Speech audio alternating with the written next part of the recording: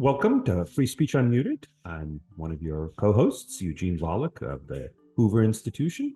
My other co-host is Jane Bambauer of University of Florida. And we have a special guest today, Congressman Ro Khanna. And Congressman, tell us a little bit about yourself. Well, thank you for inviting me. I appreciate our back and forth on issues of free speech and have benefited from it. I represent Silicon Valley in Congress. It's my 8th year. I am on the Armed Services Committee and on the Oversight Committee and the Select Committee for Competition with Communist China. And you actually are interested in technology policy. You actually know the subject. You've written a book about the subject. So we're particularly delighted to have you here. So tell us a little bit. What are you? What do you see as the major things that American technology policy should focus on? Now we think about the free speech issues. This is a free speech podcast rather than a technology podcast as such, but obviously they intersect quite a bit. So if there are any particular things that you have in mind with regard to free speech, both restricting free speech or restricting free speech as you think is necessary, or perhaps doing things affirmatively to help promote free speech, tell us what you think we and our listeners and viewers should be thinking about in this area. Well, I would say maybe 3 broad themes. First, after the printing press, Erasmus went from praising the printing press to criticizing it, because you had pamphlets back then that would put make our social media look tame. I mean, it actually led to wars in Europe. And it took humanity collectively a century to build the architecture of liberal democracy so that today we celebrate the printing press. So I think when we're talking about speech, we also need to talk about what constructive speech looks like and how to design digital institutions to foster that beyond the argument of let's have free speech. How do we have thoughtful speech? How do we replicate things like the town hall, which is a quintessentially American tradition, online? How do we get people to talk to each other, listening and with respect? Maybe this podcast is one example. And there needs to be much more focus on the building part.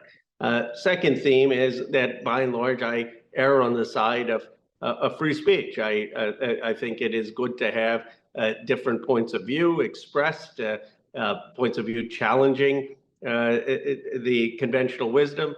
Of course, ideologically, the liberals don't like it when the speech offends our sensibilities, often on issues of race and gender. The conservatives don't like it when it offends their sensibilities, such as support for Israel. So it is always easy to say I'm for free speech in principle, harder to do in practice, but on calling balls and strikes, I think we should err on the side of free speech, especially as we become a multiracial democracy. The one caveat to that is our youth. I do think, and I haven't read, but plan to, Jonathan Haidt's book, Anxious Generation. I do think social media has had a challenging impact on young people in terms of addictive algorithms and eating disorders, and also potentially ideation of suicide. And I think we have to do a better job in regulation of social media when it comes to America's youth. Sounds very interesting. Thank you very much. I have a few follow-up questions, but I'm sure Jane does.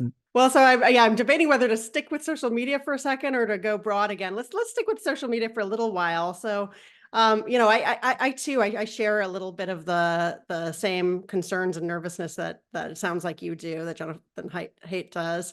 On the other hand, even thinking back to the printing press and its history that you just kind of elaborated, it seems that the story was we wound up in a good equilibrium when we sort of found rules that were quite permissive in terms of what people can do, and found other ways to promote, found other rules related to democracy and to limited government and whatnot, to deal with some of the challenges that free speech could otherwise bring. So I guess I'm wondering, with social media, do you think that this is noticeably different from other media institutions that used to be new at one point, where we really do need to limit access to it?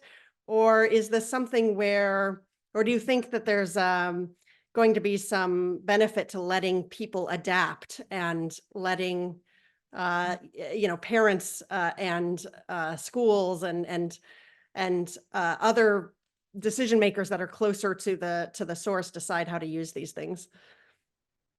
That's a fair question. Of course, in some ways we limit movies and television. I mean, certainly we have movies rated in terms of age limits, and kids get around that, but we try to do that. And we have kinds of television programming that it should be age appropriate and at least giving parents warnings. But I do think that the social media has a different element in terms of the algorithms that can get young people addicted and getting a certain type of content that has just anecdotally and statistically caused harm. Now, there's advantages too to young people who may feel isolated from their own families, who may be gay or marginalized, and use social media as an outlet that they wouldn't have had. But I think that there needs to be a better job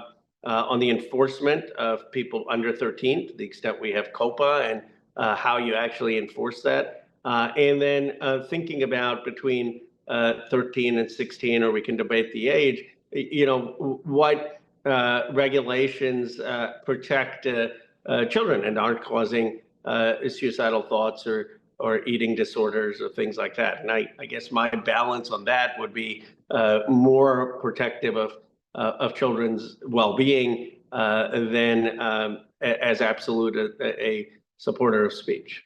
What about the threat from what do you think of the TikTok law or the divestiture law that is going to presumably be taking effect? Although, of course, TikTok's challenging it. That's a little different from what you've said so far, because I think the threat from TikTok is not just to children, but to the general public. There too, do you see the medium as being significantly different from newspapers and leaflets and other things that we've seen before? Well, I voted against the ban. I do see it as different from the newspapers and others, in that it has an algorithm that is getting people potentially hooked onto something and showing a particular type of content.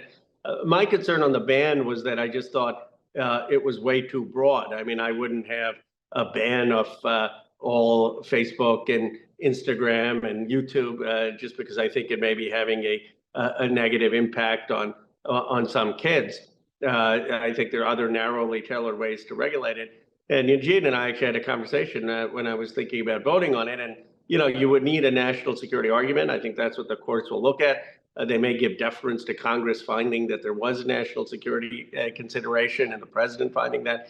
But the evidence that I saw didn't rise to that level. It was all a hypothetical. Well, the Chinese Communist Party could use this potentially to do that. And I don't think banning 170 million on a hypothetical is wise. I think we should have had more narrowly tailored laws, such as saying a foreign government should not be allowed to interfere in the algorithms of a social media company in the United States, and that could have criminal or civil penalties.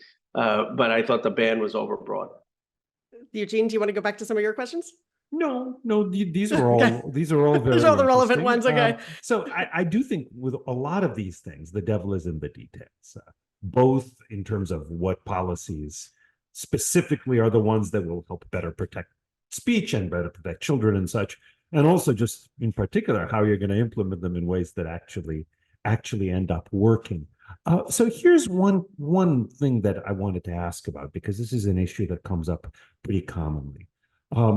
On one hand, children are not the same as adults, and the law in various ways recognizes that. So, for example, sexually themed material generally can be restricted when distributed to children in ways that they couldn't be when distributed to adults. There's material that's viewed as obscene as to minors, that is lawful for adults to buy, but not lawful for people to sell to 12 or 13-year-olds, let's say. There have been attempts to try to do the same with regard to other material like violent video games. The court has rejected that. So exactly where the First Amendment line is drawn is hard to know, but there is some distinction there. Here's part of the problem, though, and that restrictions that are aimed at shielding minors will in many ways end up also affecting adults. So for example, with regard to pornography, if you, even before the internet, if you card people in order to make sure that they can buy, that they're old enough to buy pornography, that means people can't really buy it anonymously. And likewise with the internet, that to the extent that there's currently litigation on this very issue, the extent that there are attempts to shield minors from that and from other things, there's going to be spillover, at least on the privacy rights of adults. So I'm wondering what you think about that. Like, how much of a sacrifice to the rights and interests of adults, both the rights and interests of adults to speak, because after all, even adults who are speaking where many children are in the audience, there are also other adults in the audience, presumably, and with regard to the rights of adults to themselves consume information without undue difficulty and without intrusions on their privacy. No, it's a fair point. I mean, I think when we look at, let's say, the specifics of social media where you have to be 13, and let's say we move to a more strict liability for these companies if you were under 13, just as a hypothetical, then there would be, and the reason the companies resist that is then it'd be harder to grow their following. I mean, you'd have to jump through a number of hoops to prove who you were. I don't, we could say, well, is that too much of a cost burden on these businesses? Is that fair? I guess I'm not that as concerned about the privacy burden, because I think these companies already have so much troves of information on these people. I think I would rather protect it and say, you need to get people's consent. You need to make sure that you can't get more information than is necessary for your function. But to protect children, I think it is fine and reasonable to say, you need to prove in some way your age and your identity. And it also has the added value of having people actually on this and not AI generated bots, which may clean up some of the toxicity of these sites and having, at least knowing that they're real people. But I get the trade-off. I mean, it could be that some of the regulations that would happen for a junior Facebook site or Instagram site in likes and shares, if they force adjustment to that could impact the broader design of the platform, or that could impact young people who wanted to communicate political views with adults.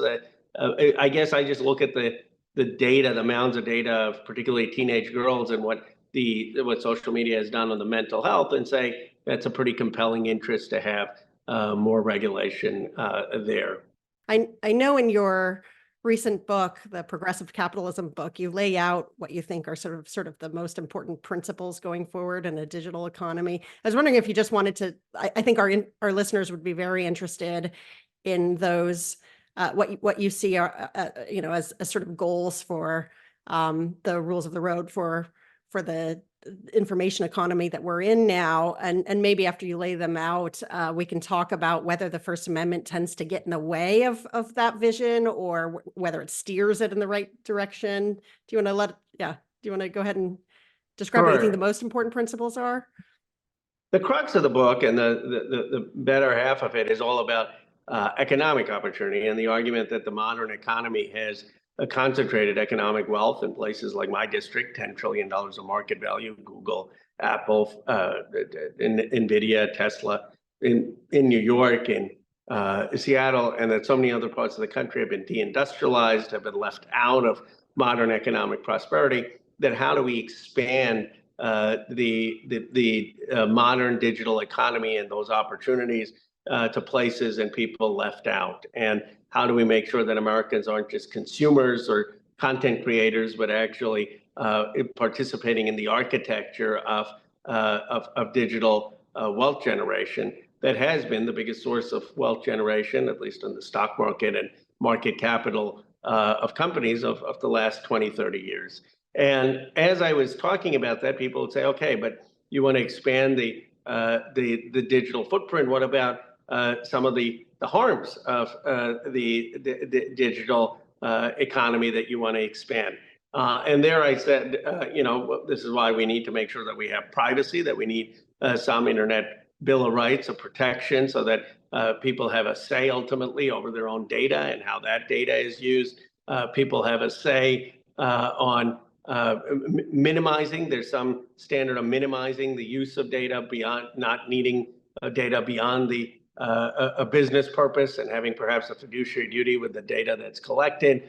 People should have the right to have their data deleted if they want from a company. I don't think they should have the right in terms of getting to be forgotten in Europe, where if there's a bad article about me, I shouldn't have the right to petition Google to take it down.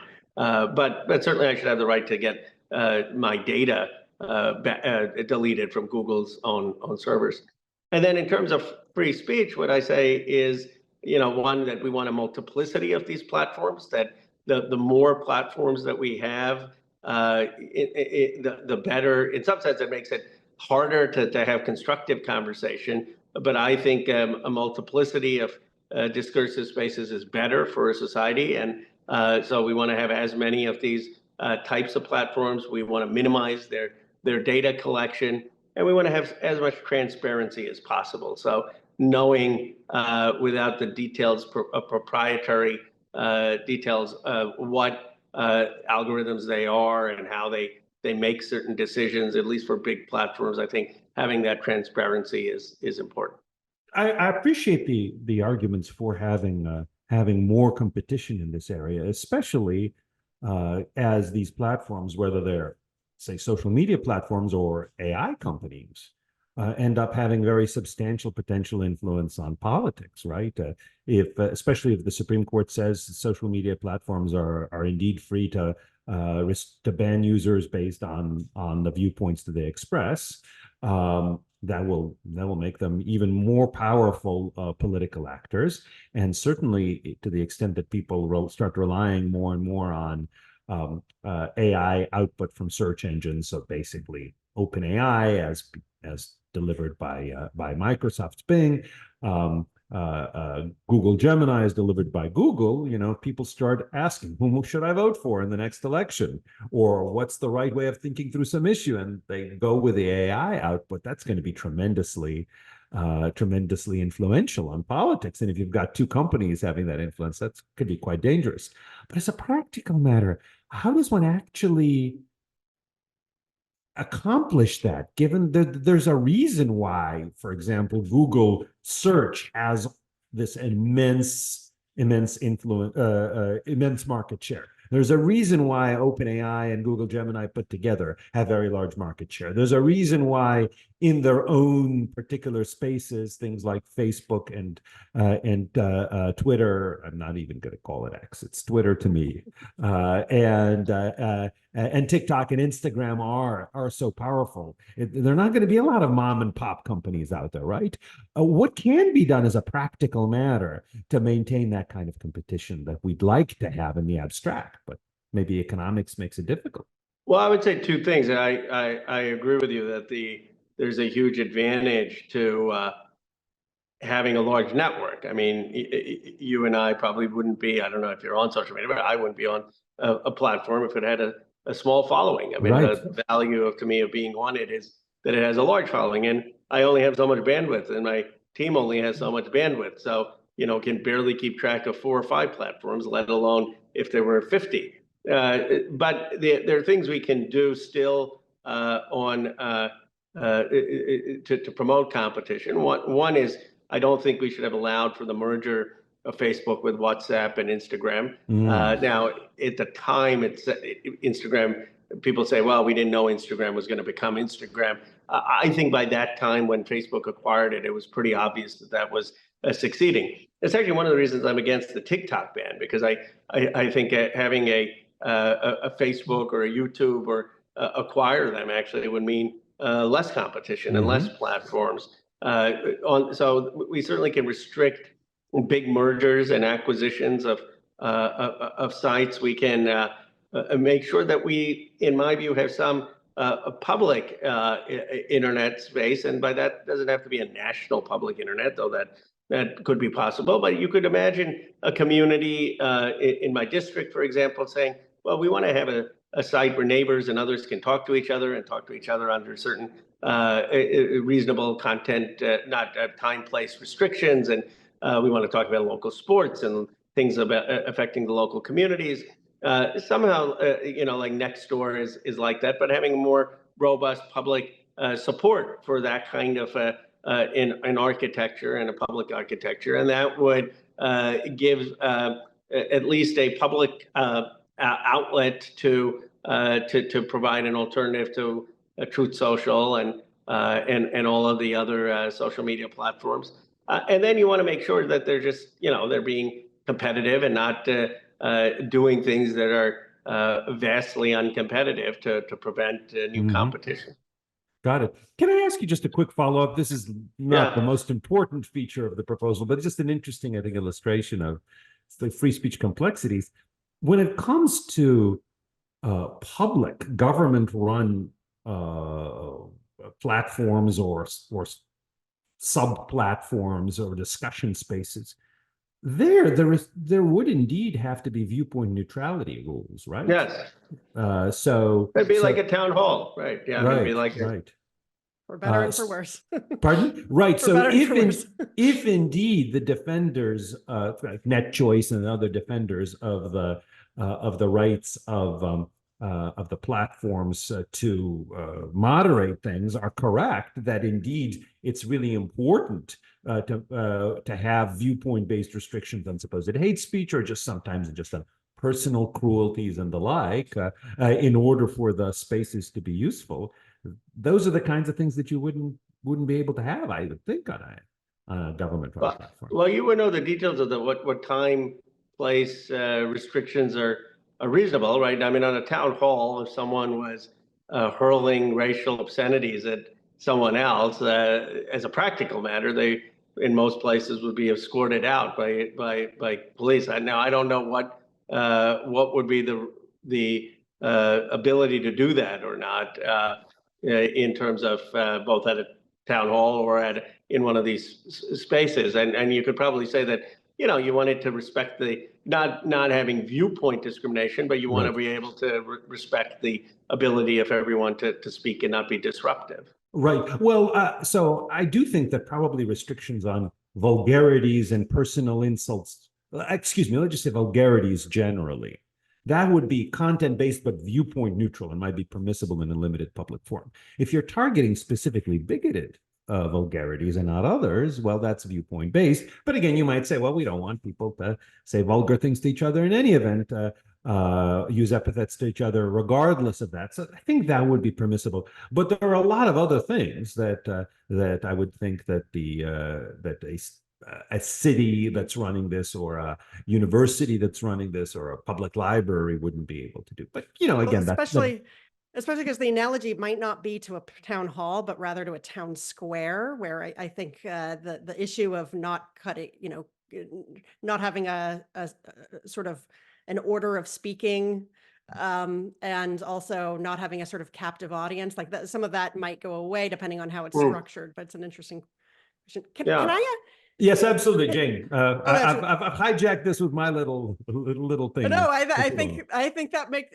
I mean, so part of me wants to see governments, local governments, especially contributing these types of things, just for nothing else, so we can have this experiment and see what happens to public debate. But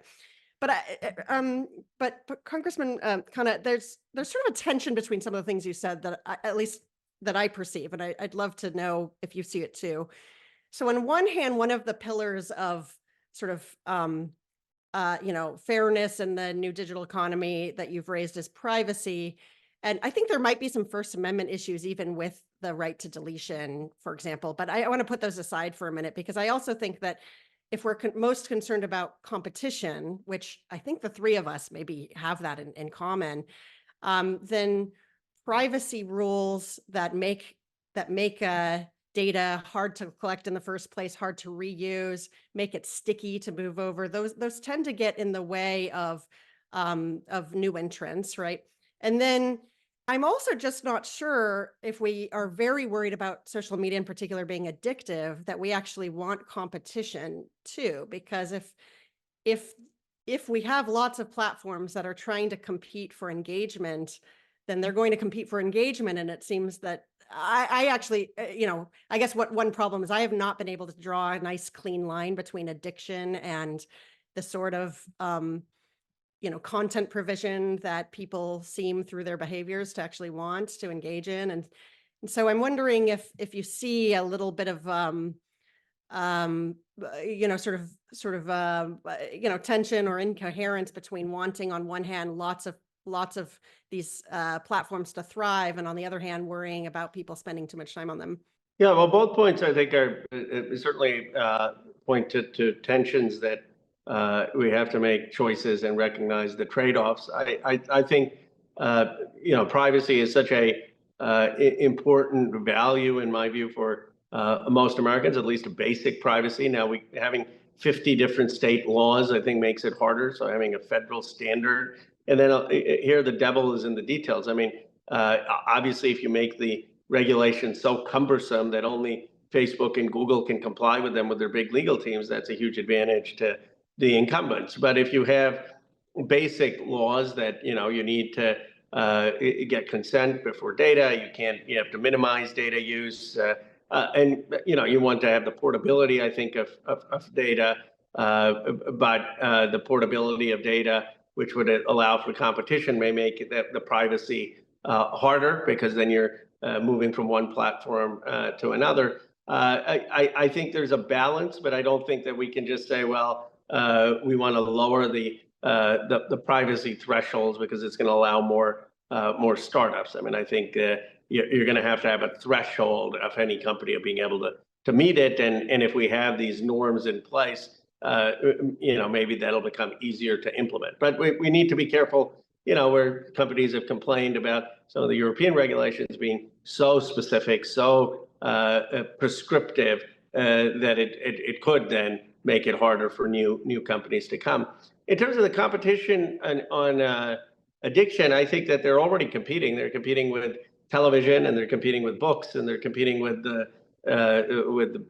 social gatherings, and they're competing with sports. And I'm not sure. I think these engineers are already trying to maximize attention, and so it's not clear to me that just because there's TikTok, is Facebook competing more in the algorithmic addiction than not. I guess that's an open question if that's forcing more addictive behavior. But I guess they're even on the margins. I think they're trying to maximize time, and I rather we have more spaces with different rules of content moderation. So for example, Facebook and Instagram don't allow political posts, and if you post on the Middle East, you're probably not going to have your post go as viral as if you post on TikTok. Now, some people are arguing that TikTok is slanting it one way or the other, but more likely it's just that they're allowing for speech, more explicit political speech. And so I think that giving people multiple outlets to express themselves and the choice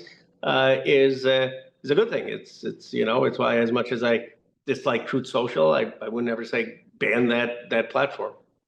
Well, so let me ask about people's choice. So one thing that makes me a bit uneasy about this talk of addiction, especially for adults, but also even for minors, especially older minors, is that we're facing this kind of perplexing, or at least let's just say unusual situation.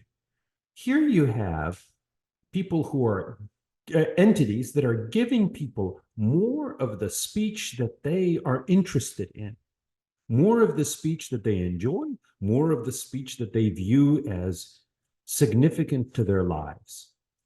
And now we're faulting them like they're doing too good a job.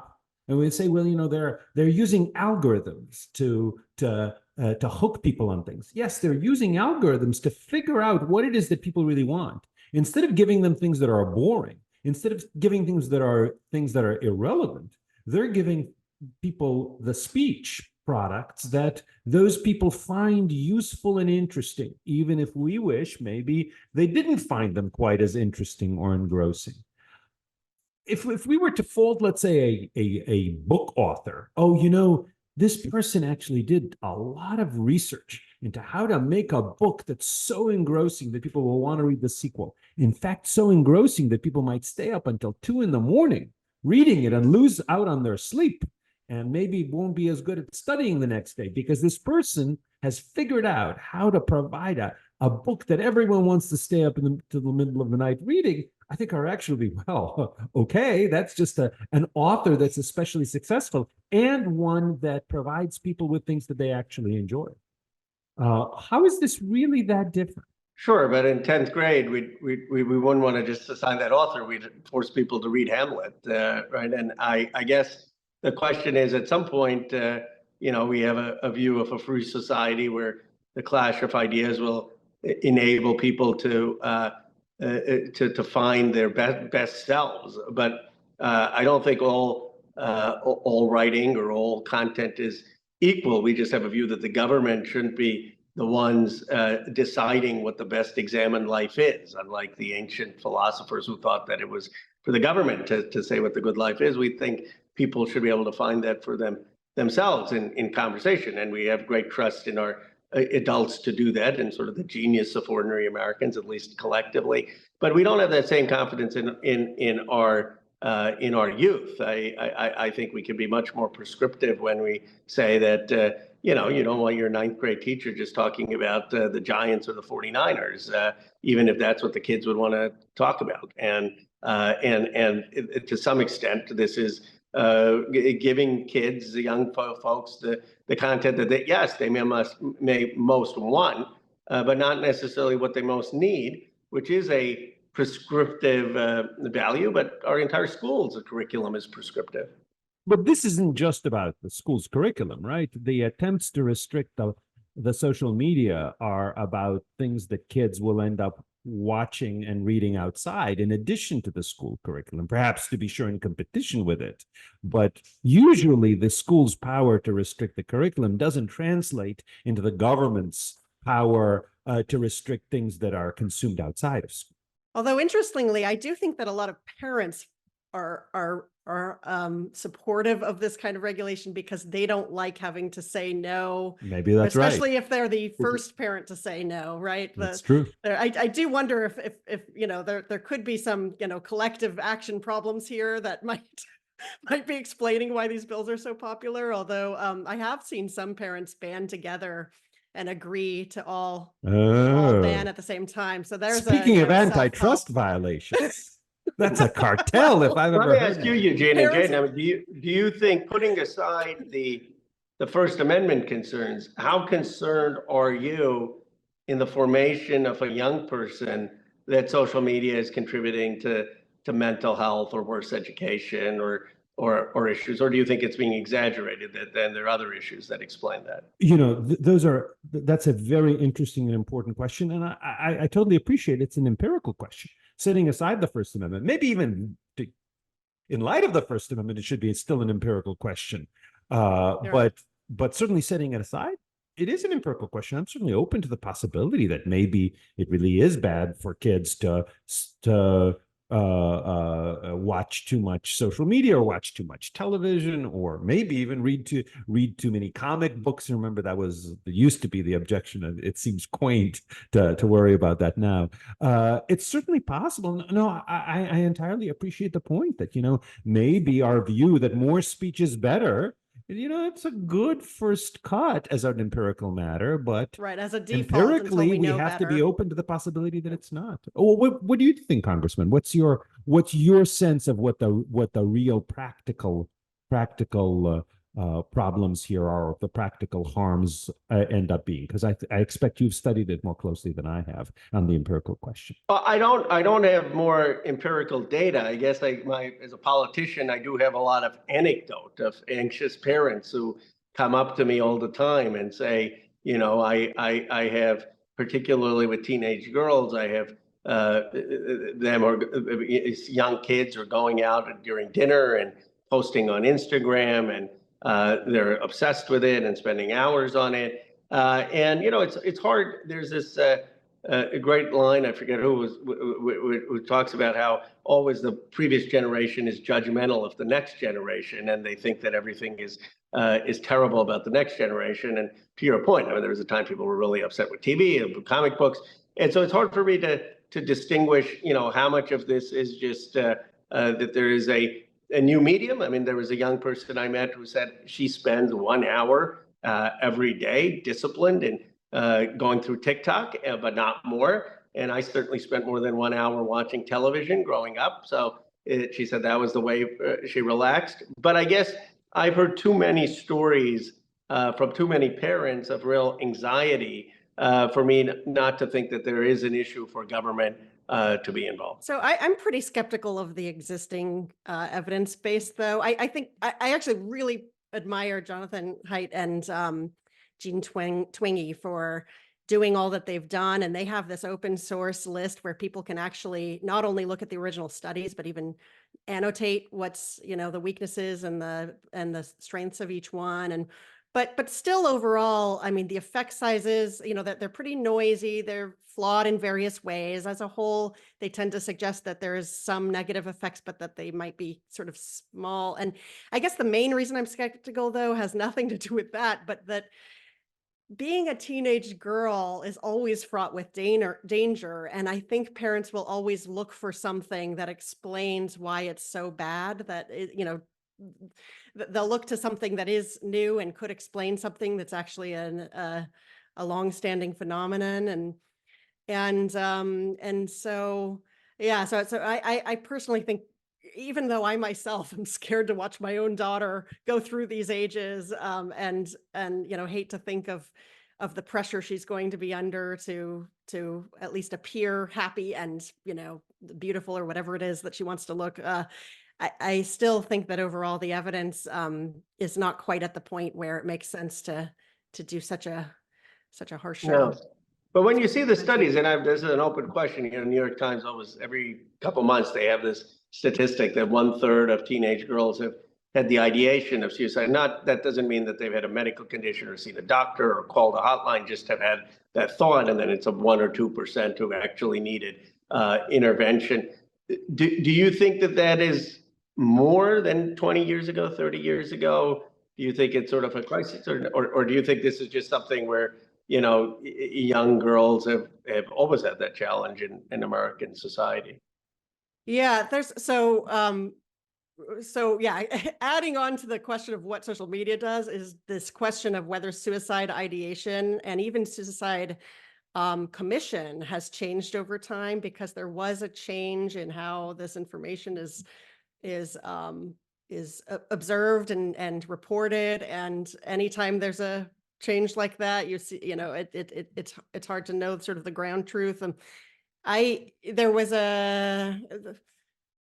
there's another podcast that goes over the evidence base of certain things called The Studies Show, that did one on okay, you know that one, Eugene? It's really good. It's a lot of fun to listen to. I don't know so how legit they are, but I think but they sound legit, and it's a lot of fun to listen to. I think they're quite they're pretty careful, but they are also pretty skeptical. So according to them, like, nothing ever happens, basically. Right. Nothing ever changes. But they do explain. I was actually surprised at how uncertain we should be about whether suicide rates and ideation are going up at all. And then, if they aren't, then we don't have much to explain. So that's, I am not a specialist at all in this area, though. So I think we're all, fumbling around a little bit at this point. Congressman, we've already taken up a lot of your time, which is a very precious commodity, and we very, very much appreciate it. Let us just give you the closing word, except for our little procedural thing at the end. Tell us what you think we should be thinking about, and what our audience should be thinking about going forward about all of these things. Well, first of all, I appreciate your having me on and indulging an amateur in free speech doctrine, where both of you have obviously dedicated your lives to understanding the jurisprudence. And one of the things, Eugene, you had said, which made me think, is that there are a lot of things in our country that are extraordinary, some things that could be better, but our free speech jurisprudence, with a lot of jurists having thought about it, is probably one of the more exceptional parts of America. And so I think that we should have humility in offering new ideas about it. Not that there shouldn't be new ideas about it, but we come with a pretty robust framework when it comes to free speech, arguably the best in the world. I guess I would say that at a time of increased polarization, at a time of increased anger, and at a time of increased insult, and in what will certainly be one of the ugliest presidential elections in my modern lifetime, we have to find more forums like this. This will not go viral on social media when we post it, if we do, and other things much more provocative would. And that may not be a function of just algorithms and blaming companies. It may be a challenge for a collective imagination of how do we lift up a more reasonable dialogue, which comes at a difference with respect and some sense of understanding where other people are coming from. And that, to me, is the biggest challenge as I think about it in the next decade for our nation. Makes perfect sense. Words to keep in mind. Congressman, thank you so much for sharing your time with us. And thanks to everyone for tuning in.